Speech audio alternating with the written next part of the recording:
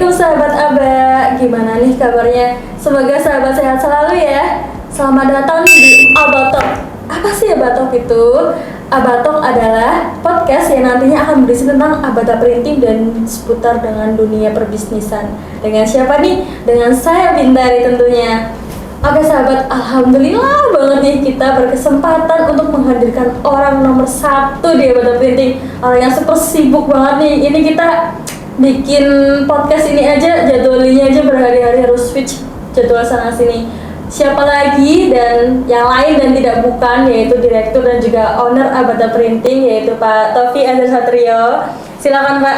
Halo Mbak Bintari, Halo, apa kabar? Alhamdulillah Pak Azhar sehat. Alhamdulillah Sehat. Oke sahabat, Pak Azhar ini, saya juga sama teman-teman tuh biasanya manggilnya Pak Azhar, ada juga yang manggilnya Pak Taufik ya Pak ya. Boleh, bebas. Bebas ya Pak. Oke, Pak Azhar gini nih, di podcast kali ini tuh sebenarnya apa ya Pak, requestan juga nih dari banyak banget teman-teman, juga mungkin dari sahabat Abah pengen banget nih tahu sebenarnya gimana sih Pak Azhar tuh memulai Abata Printing nih Pak, dari nol ya Pak, dari nol sampai sekarang udah 10 tahun ya Pak, kurang lebih 10 tahun lebih. Berarti berdiri sekitar tahun 2010 ya Pak. Wah, Masya Allah. Gimana nih Pak Azhar ceritanya, boleh bagi cerita sedikit Pak ke kita? Ya, kalau mungkin diceritakan panjang ya Mbak Bintari, nggak cukup satu episode. Oh betul. Malah Ya, kalau- season ya Pak. Kalau dulu awalnya belum Abata, dulu awalnya saya main digital marketing. Ya, main jualan apapun lewat online. Kalau sekarang kan sudah terbiasa. Dulu Iya, awalnya betul. Dulu malah saya sesuatu yang awam ya Pak ya. dulu nggak ada yang tahu tuh main online. Betul. Kalau sekarang kan sudah banyak ya. Kalau dulu ya jualan apapun lewat blogspot, lewat dulu ada toko bagus, ada Kaskus lewat situ. Betul. Lah terus merintis ya, kepingin ada usaha. Dari awalnya dulu satu komputer. Abata berdiri itu kita hanya punya satu komputer, itu pun bahasanya nyicil. Komputer harga 4,5 juta itu zaman dulu itu spek tinggi. Kalau sekarang spek tinggi kan udah di atas 10 juta. 4,5 juta itu saya nyicil 4 kali atau 5 kali. Masya Allah.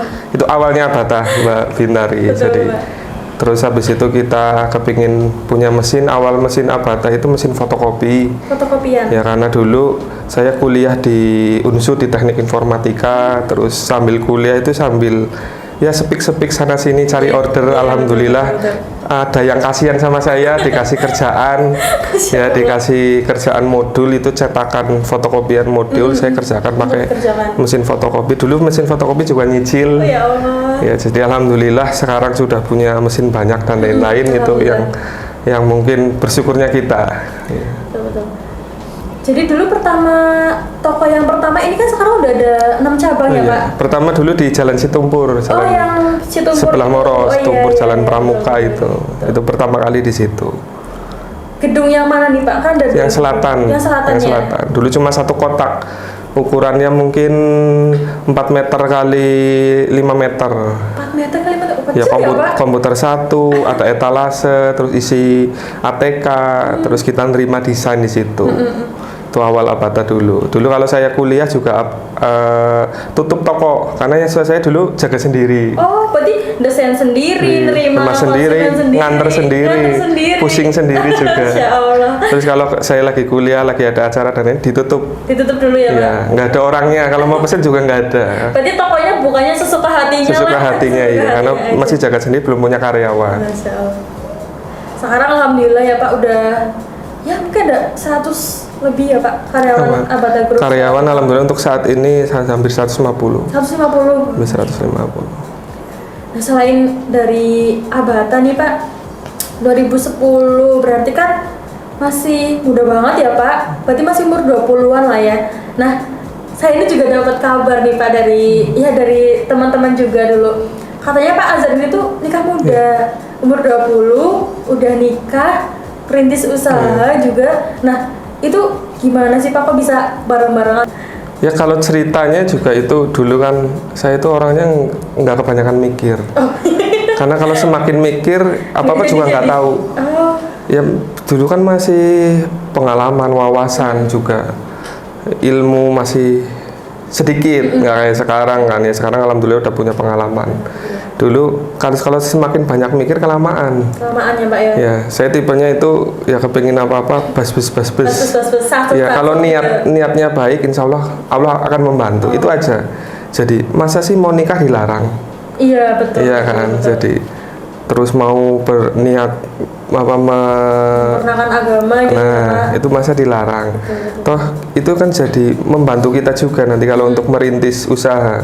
Ya orang biasanya mungkin mikir lo harus mapan dulu, harus siap dulu dan lain-lain. Saya pada saat itu sama sekali dari bawah, sama sekali rumah belum punya, kendaraan belum punya istilahnya, terus penghasilannya juga belum ada. Tapi saya memberanikan diri karena saya niatnya ya kita baik gitu loh, ngapain kita takut di situ. Ya alhamdulillah Allah mengizinkan dengan segala macam pada saat itu pengalaman dan lain-lain ya sampai sekarang. Ya kalau dulu pertama kali kok kenapa mikir kepingin nikah muda, nah nikah itu mau sekarang mau besok sama aja. Sama aja ya Pak. Iya kan? Dan saya berpikir gini lah, hidup itu kalau saya jalanin ini, hidup itu apa ya, jangan parsial. Nunggu sekolah rampung, nunggu kuliah rampung, nunggu apa kerja mapan dulu, baru nanti nikah nanti punya anaknya nunggu lagi. Ya nanti kita keburu mati, umur kan nggak ada yang tahu kan. Lah kalau saya kepengennya yang sudah saya jalanin kemarin itu hidupnya itu paralel. Jadi kalau bisa sambil kuliah, sambil kerja, sambil nikah, sambil punya anak, sambil apa dan lain-lain, itu terjadiin satu. Ya memang sih, ya tantangannya luar biasa. Betul. Lah kita tinggal siap atau tidak untuk mengambil tantangan itu. Ya prosesnya kalau ngomong itu nggak mudah, tapi akan senang lebih cepat. Ya alhamdulillah, tahu sendiri kalau kita udah melewati hal-hal yang kemarin-kemarin sudah bisa kita capai, ya kita sekarang tinggal jauh lebih baik daripada yang dulu. Jadi kalau dulu mungkin lulus kuliah, orang pada teman-teman saya sendiri ya pada baru nyari kerja, baru cari pemasukan, baru mau nikah dan lain-lain. Impian-impian pada saat itu kan teman-teman saya pas kuliah kan banyak ya kepingin punya motor, kepingin punya mobil, kepingin punya pekerjaan, pekerjaannya enak, terus kepingin bisa bantu orang tua, membantu keluarga, kepingin apa dan lain-lain. Alhamdulillah saya lulus kuliah udah semuanya. Jadi ya karena pada saat kuliah awal itu saya udah kuliah juga, menikah juga, bisnis juga. Itu yang hal-halnya kalau dipikir dulu ya berat dulu nggak semua orang bisa melewati itu. Tapi karena saya yakin aja bisa, ya alhamdulillah seperti sekarang. Berarti dulu waktu masih zaman kuliah itu berarti sudah menikah Pak? Udah. Jadi kalau saya pusing ngerjain PR, yang ngerjain istri saya. Karena ada teman. Saling membantu ya Pak. Masya Allah. Jadi malah istrinya ikut kuliah jurusan yang juga ya Pak ya? Walaupun yang di wisuda saya. Nah bener Pak, di balik laki-laki yang hebat itu pasti ada support dari istri yang luar biasa hebatnya juga gitu. Berarti dari awal Abata Printing ini, Pak Azhar ini cari permodalannya gimana Pak? Apakah ada support dari orang tua kayak ini saya kasih sekian silakan dijalankan, atau Pak Azhar memang seripil lah dari samping-samping gitu? Tadi udah cerita ya. Pertama kali itu Abata punya komputer satu harga 4,5. Itu nyicil 4 kali atau 5 kali di salah satu lembaga finance. Ya bahasanya tempat utangan. Itu saya nyicil, inget banget itu harga per bulan 650.000. Itu awalnya mesin komputer satu, terus habis itu lunas. Namanya utang ya, ketagihan. Iya. Ya akhirnya nyicil lagi beli mesin fotokopi. Itu. Jadi awalnya itu.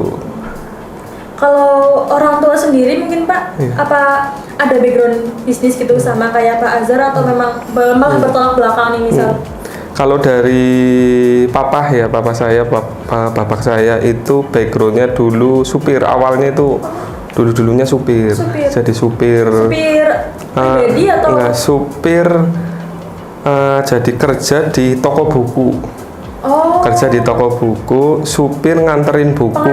Iya, nganter buku dari Jawa ke Sumatera kemana. Jadi nganter buku ya Pak. Masya Allah. Itu kalau dari papa. Kalau dari ibu dulu pekerja biasa pekerja biasa, karyawan biasa. Jadi biasa. belum ada usaha ini itu. Iya, betul. Kalau dari keluarga papa dulunya petani. Oh, dari pelanggan. Iya, dari backgroundnya. bapak saya petani. Kalau ibu itu keluarganya itu guru, rata-rata jadi guru. Jadi belum ada yang ya punya perusahaan apapun di sini, belum ada. Benar-benar ya kita berjuang lah. Gimana caranya kita bisa belajar. Ya insya Allah kalau semua ada niatan, ada kemauan itu pasti bisa. Iya, betul. Soalnya banyak banget juga yang ada hipotesis kayak bisnis itu DNA katanya, Pak. Jadi kalau orang tuanya bisnis, ada background bisnis gitu, anaknya mau jalan lagi ke bisnis itu katanya lebih gampang gitu.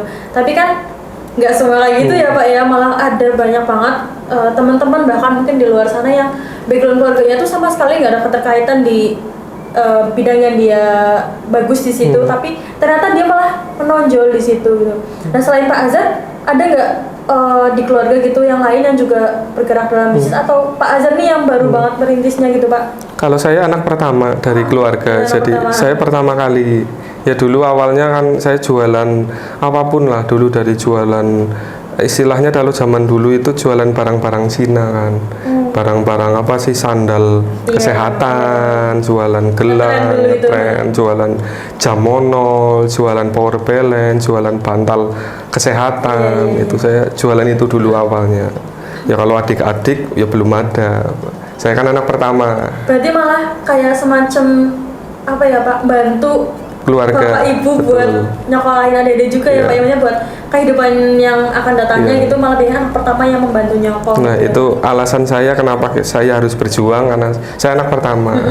Jadi harus punya tanggung jawab ya terhadap adik-adik saya. Itu yang membuat saya semangat. Ya walaupun saya mungkin pada saat itu belum punya acuan ya, belum punya mentor, Betul. ya belum punya guru bisnis. Ya alhamdulillah dengan segala macam kesalahan, masalah yang ada pada saat itu, saya belajar dari situ. Betul. Ya sekarang saya berusaha membantu adik-adik saya juga untuk bisa ya berkembang, bisa terus apa yang saya lakukan bisa bermanfaat lah bagi semua. Betul, Pak. Biasanya kalau satu udah buka jalan tuh insya Allah yang belakangnya kalau misalnya ngikutin malah lebih bagus lagi kan, kita juga yang Iya, seneng ya, Pak ya. iya, Betul. Iya, emang kayak kadang ya sahabat kita tuh ngelihat kayak orang hidupannya tuh wah enak banget lah, dia pasti udah punya segalanya lah dari kecil gitu. Mungkin teman-teman yang di luar juga mungkin yang sudah kenal dengan Pak Azhar kayak Azhar itu hidupnya enak gitu ya, Pak, enak lah udah dari dulu dia kayak gitu misal. Tapi ternyata enggak seenak itu ya, namanya hidup tuh emang sawang sinawang ya, Pak ya. Kita ngeliat orang lain kayaknya enak banget ya dia kayak gitu, padahal kita nggak tahu nih di belakangnya tuh dia gimana, entah dia banting tulang, kalau kata orang Jawa kan sikil dari sirah dari sikil ya, Pak. Itu udah pernah mengalami. Udah pernah banget, Iya, Pak. bertahun-tahun. Masya Allah. Tidur itu cuma 2 jam 3 jam itu hal biasa. Ya makan sehari sekali itu hal biasa. Sampai lupa makan itu hal biasa. Ya alhamdulillah apa ya, perjuangan itu kan nggak sia-sia. Iya. Ya, selama kita mau berjuang ya pasti akan ada hasil. Kalau nggak sekarang besok, kalau nggak besok lagi. Yang penting kita sabar. Gitu. Emang benar ini, Pak. Jadi tuh saya sebetulnya bukan ngamatin ya, tapi mau nggak mau tuh kita selalu menemukan kemiripan antara orang yang kita anggap sukses ya, Pak. Kayak semisal tokoh-tokoh luar gitu, mungkin Rasulullah sendiri juga. Beliau ini ya termasuk tadi yang Pak Azhar bilang selalu tuh berusaha di atas rata-rata orang lain. Orang lain tidur 7-8 jam sehari. Nggak tahu gimana ceritanya, tapi kalau orang-orang yang sukses itu kayak tidur cuma 1-2 jam gitu. Jangan kebanyakan tidur kalau mau sukses. Aduh gimana nih, Pak, saya tidur terus ini. Iya. Cek aja di orang-orang sukses yang ada di dunia, di cerita biografisnya kan. Mereka hanya tidur berapa jam. Itu saya lakukan dulu. Betul. Nah itu saya juga bingung nih, kenapa ya pada nggak suka tidur ini, Pak? Ya saat yang lain tidur Enak kita action. banget. Oh gitu. Saat yang lain kita tidur kita mencoba. Curi start ya, Pak? Curi start. Ya, saya hanya sebenarnya kalau diomong saya pinter ya nggak begitulah. Saya bodoh banget juga ya nggak begitu. Kayaknya gitu. masih banyak ya, Pak, yang di luar kita. Saya hanya menang, saya duluan. Jadi saat yang lain belum tahu, saya sudah mempelajarin. Saat yang lain baru cari tahu, saya sudah tahu. Saat yang lain baru mau mencoba, baru mau melakukan, ya saya sudah berhasil.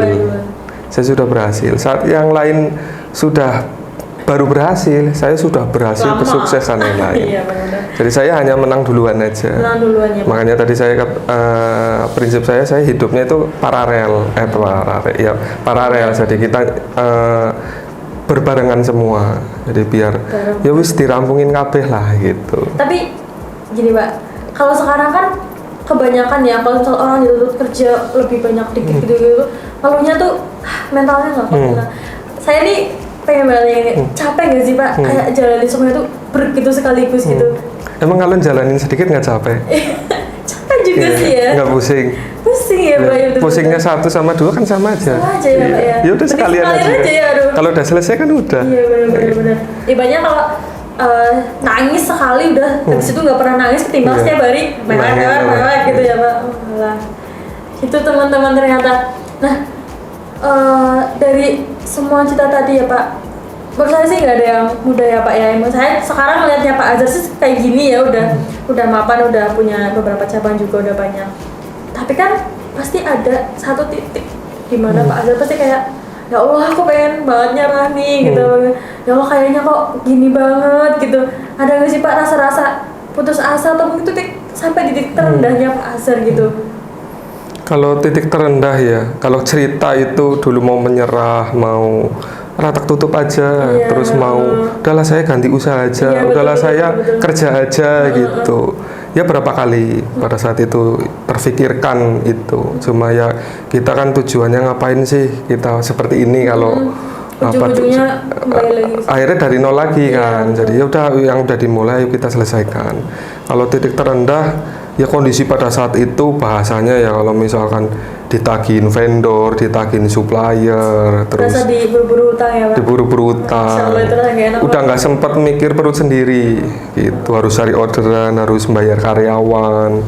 Ya dari pagi sampai malam itu kalau sehari ngomong orang kerja 25 jam 24 jam saya kerja 25 jam. itu titik terendah ya, pokoknya benar-benar gimana caranya kita berjuang.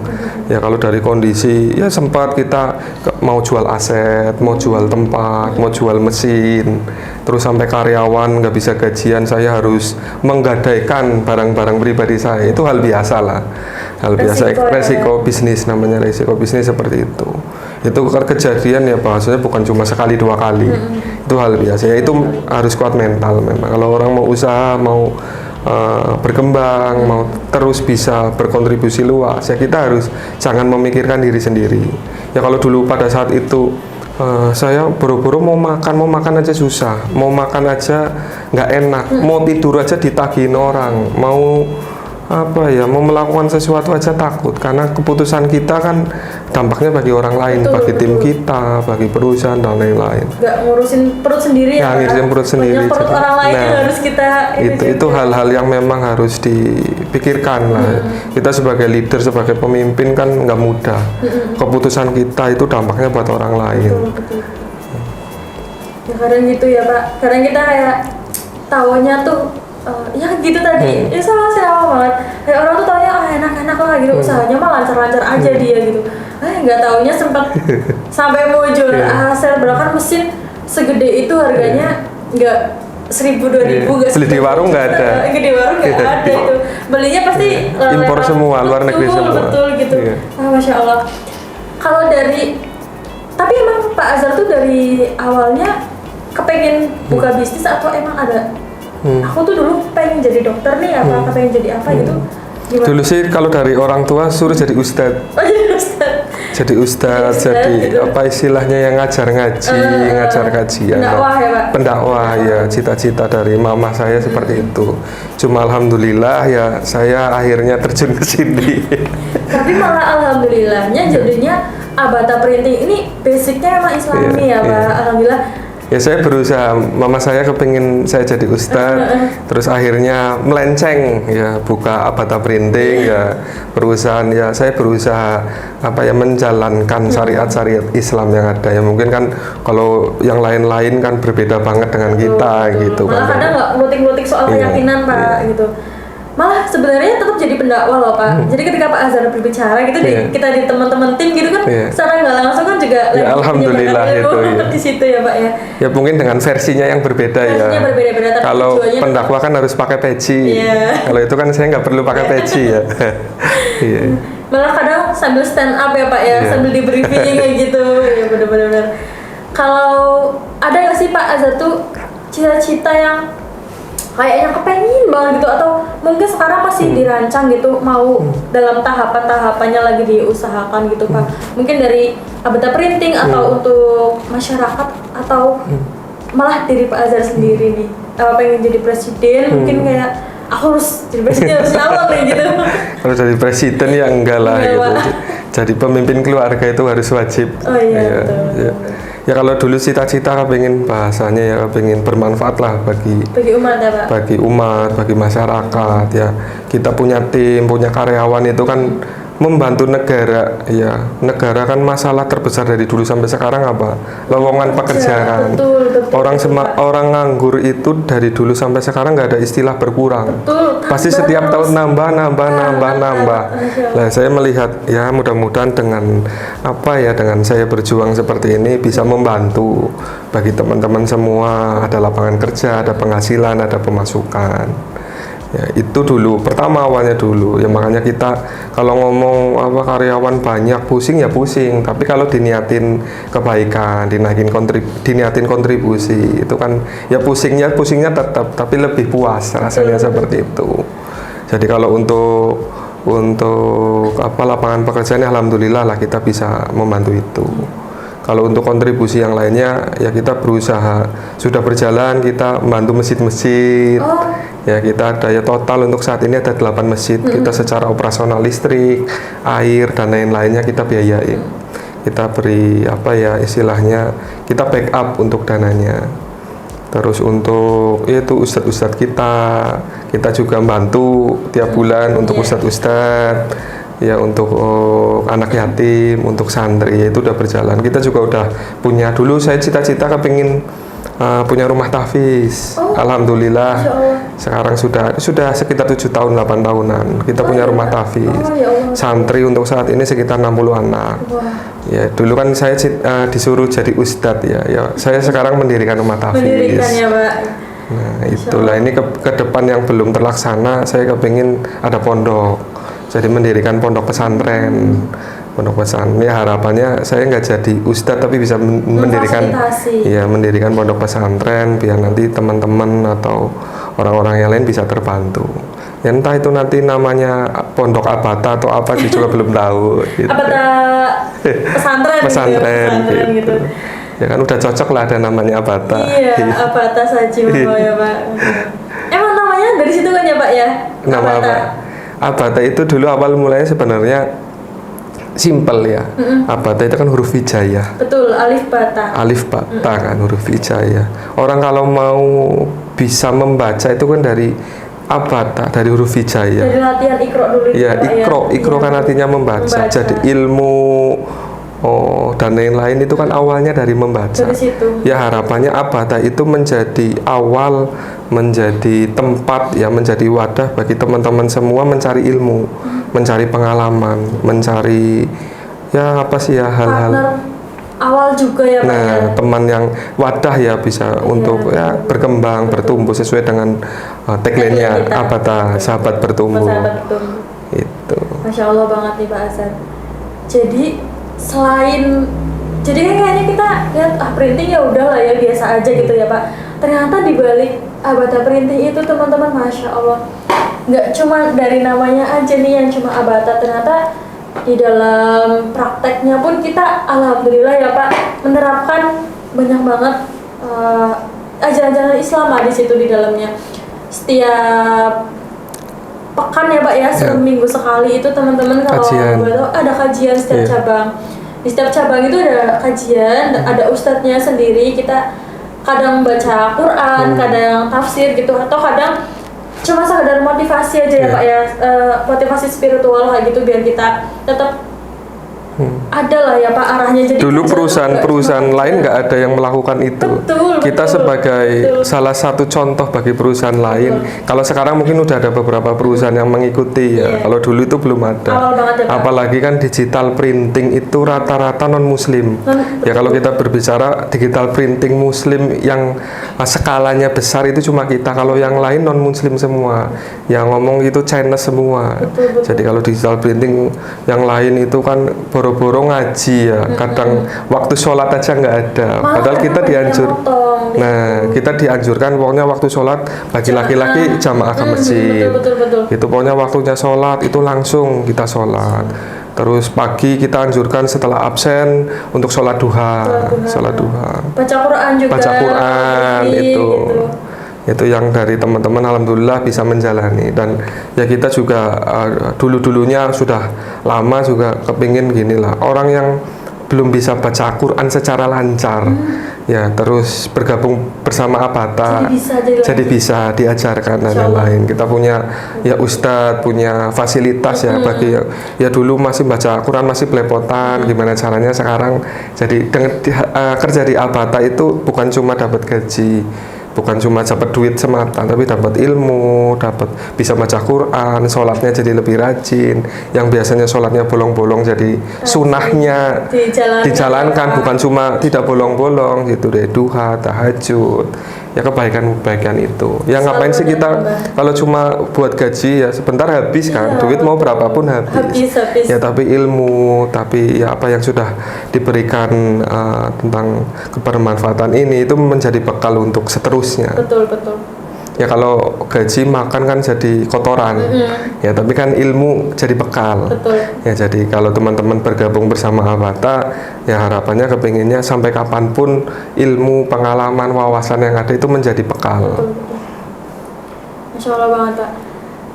Itu teman-teman, jadi setiap saya juga waktu pertama kali gabung dengan Abata Printing ya Pak, kaget banget.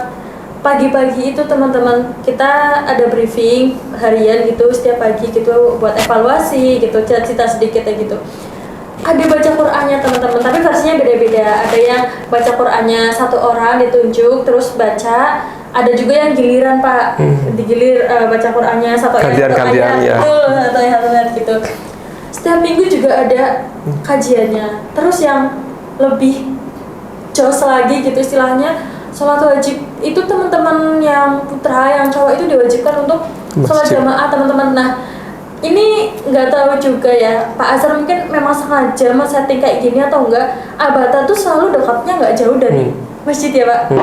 Abata Purbalingga depannya, Abata Cilacap juga depannya, Situmpur juga nggak jauh gitu ya Pak. HR pelajaran gitu kan, dekat-dekat banget teman-teman.